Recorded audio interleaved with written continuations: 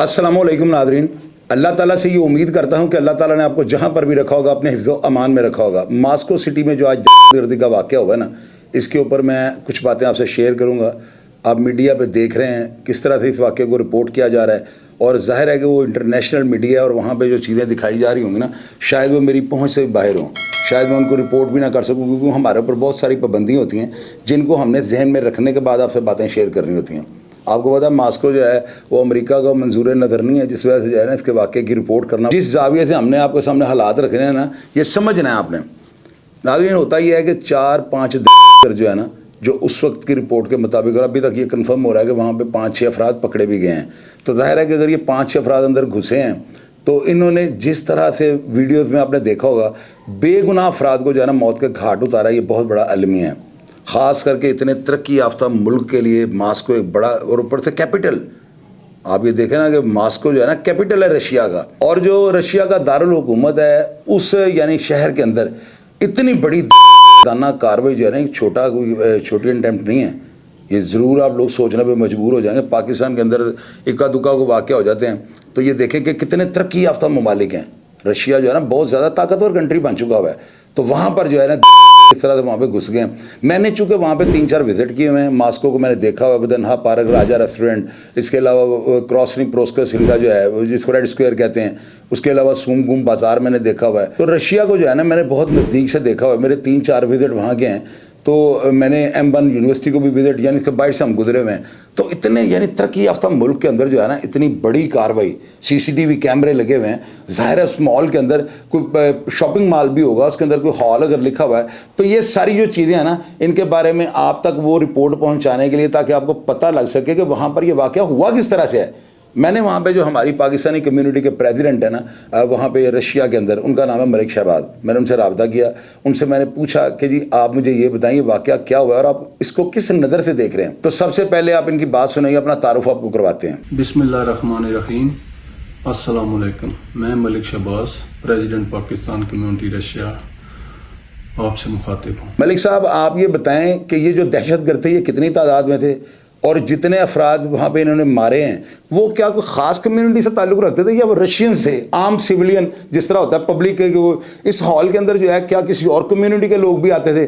और मरने वाले जो अफराद हैं ना उनकी तादाद कितनी है? और ये जो जिंदा बच जाने वाले जो हमलावर थे वो पकड़े गए हैं, तो उनका ताल्लुक जो है ना किस मुल्क या किस कंट्री के साथ बताया जा रहा है? जिन दहशतगर्दों ने ये बुज़दिलाना हमला किया उसमें बेगुनाह लोग, बच्चे जो मारे गए हैं, अंधाधुंध फायरिंग की उन्होंने, उनको रशियन सिक्योरिटी फोर्सेस ने जो है अरेस्ट कर लिया है और उनसे तफ्तीश जारी है। ये 4 लोग थे और ये ताजिकिस्तान से इनका तल्लुक था, और इनको पैसा दिया गया, इनको जो असला है वो फराहम किया गया, और उस हमले के बाद ये जो रशिया यूक्रेन की जो तरफ जा रही है शहर, उसकी तरफ ये गामजन थे। इनका ख्याल था कि ये इस हमले के बाद रशिया से जो फरार होकर यूक्रेन में दाखिल हो जाएंगे, जो कि सिक्योरिटी फोर्सेस ने इनको उससे पहले ही इनको जो है अरेस्ट कर लिया और इनसे तफ्तीश जारी है। मलिक साहब, आप नाज़रीन को ये बताएं, ये जो हॉल है इसके अंदर टोटल कितने अफराद की कैपेसिटी जो है ना वो बर्दाश्त कर सकता था, और जिस वक्त हमला होता है उस वक्त जो है ना कितने अफराद उस हॉल के अंदर मौजूद थे? और वहाँ पर क्या कोई इंटरनेशनल लोग भी जाते थे या लोकल लोग ही सिर्फ इस शॉपिंग मॉल के अंदर जाते थे? तफसील बताएं आप। ये जो क्रोको सिटी कॉम्प्लेक्स है ये बहुत ही बड़े लेवल का जो है कॉम्प्लेक्स है।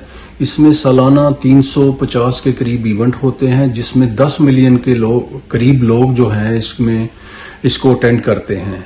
और इसमें जो कंसर्ट निज़ाल था उसमें 9,000 लोगों के बैठने की गुंजाइश है, जिसमें से 6,200 लोगों ने इस इवेंट के लिए इस टिकट्स ऑलरेडी ली हुई थी, और ये काफ़ी अरसा पहले से जो था ये तय थी ये डेट।